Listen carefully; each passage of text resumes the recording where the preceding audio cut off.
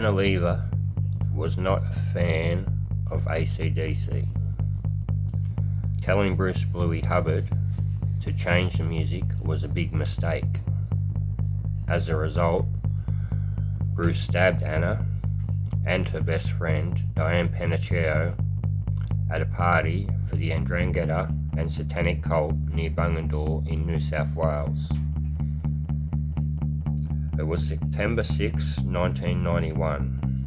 Loaded up on amphetamines, Bruce was hogging the sound system and playing AC/DC over and over. Liva marched over and called his music dumb and demanded that he change what he was playing. Bruce responded by plunging a Bowie knife into her chest. He usually had his Bowie knife close by. Dianne Pennacchio got to her feet screaming, "What have you done? Don't you know who I am?" Bruce showed Dianne that he did not particularly care about who she was by taking the knife from Liva's body and stabbing Dianne Pennacchio with it.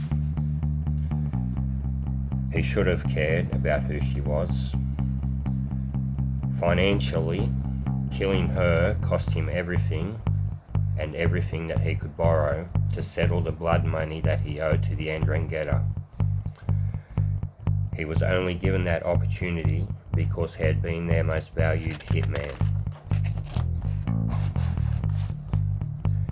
In the mainstream media, and according to 2 state police forces,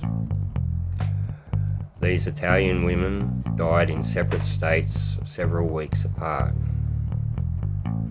Liva was never in Cooper Pedy. Her suitcase made it there. She was staying with Dianne Pennacchio near Canberra. They had been best friends since boarding school. She'd come to Australia to see Dianne. Dianne's husband accepted the blood money. To them, that was the end of it.